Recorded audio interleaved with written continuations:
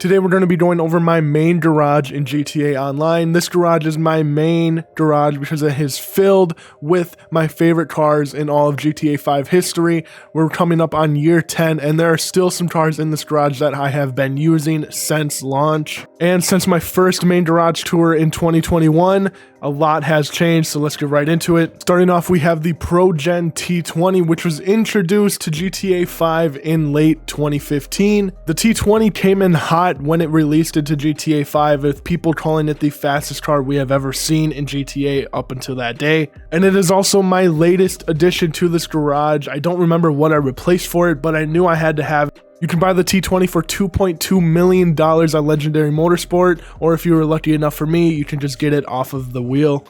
But when we looked at the stats of the T20, you can see how it was presumed to be one of the best and fastest cars when it came out. Top speed is well over 4 bars. And with the added turbo upgraded transmission, it really is one of the nicest and fastest cars in all of GTA Online. The next car that we have is the famous Stinger GT, which was available off launch for GTA Online. Stinger GT is one of those OG vehicles that I think everyone has owned in their lifetime if they've been playing since day one. The Stinger GT is the only sports classic car that I own in all of GTA 5. And ever since I got enough money to purchase this car, it has stayed in this garage since I got it. Next up, we have my favorite car in all of GTA 5 history, which is the True Fade Adder. At launch, this was the car to get. You could not drive down any road of Los Santos passing any player that didn't own this car. When GTA Online first came out, it was listed at $1 million, which was the most expensive car to buy on the market. The True Fade Adder still lives up to the hype even in 2023.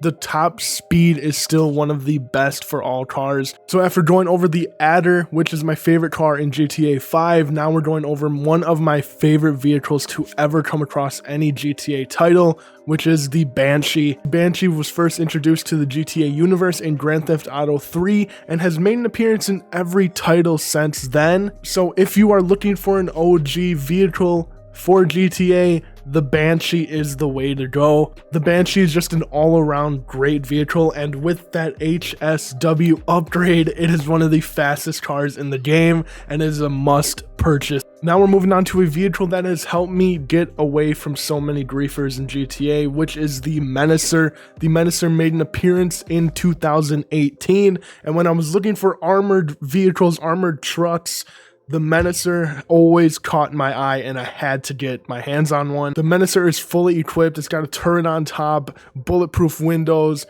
heavy packed armor. It is an all-around great SUV to have if you're trying to stay safe on the streets of Los Santos. The only thing that sucks about this car is the price tag. It's 1.7 million, plus you have to own something else and then maybe own another thing just to get it, but it is worth it. And if we look at the stats of the Menacer, it's actually not too bad for an armored vehicle.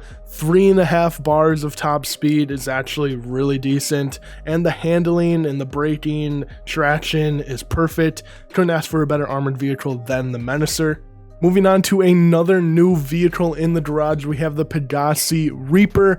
The Reaper I found doing a mission. That is why I put it in my garage. After picking it up during one of the missions, I loved it and I needed to have it, so this is why it has made an appearance in my main garage. The Reaper is also one of those OG vehicles that came out in 2016, 3 years after the launch of the game, and it has been a very popular supercar. The best comparison for the Reaper is definitely the Zentorno. Very similar vehicles. I think the Zentorno is a little bit faster, but the Reaper again is going to be a great purchase. I think it's 1.5, 1.6 million, which again, you can buy cars that are faster than that for that price, but the Reaper is honestly, it just looks so good. Next up, we have another super OG vehicle that was available off launch. Now, if you didn't have enough money for the True Fade Adder, you probably saw people driving the Entity XF. The Entity goes for $800,000, which is $200K cheaper, which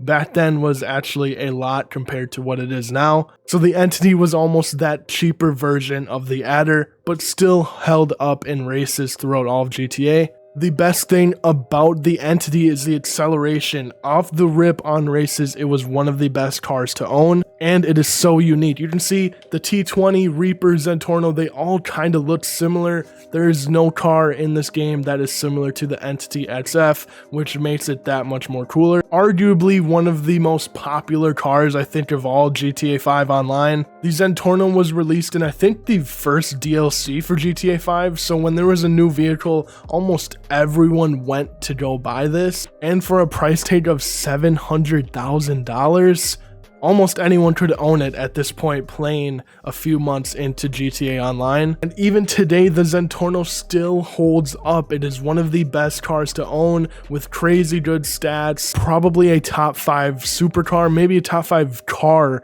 in all of GTA 5 history. So of course we have this in my garage. It has never left since it came out. I just realized after we keep going over these cars, the price tag gets significantly lower. So now we have the Turismo R, which again, super OG. It was a part of the business update, which again is one of the first DLCs to ever come out for GTA 5 Online.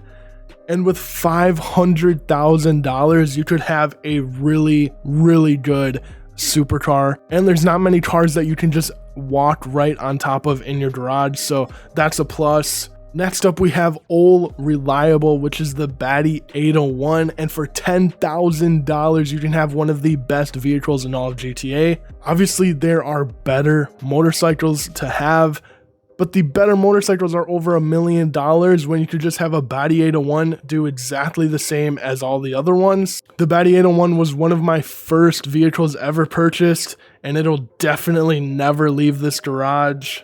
And I think it's one of those vehicles that everyone in GTA history has owned at this point. But that is all that I have for my updated garage tour. Hope you guys enjoyed. If you guys want to see more garage tours, let me know in the comments. I'll see you guys in my next video. Peace out.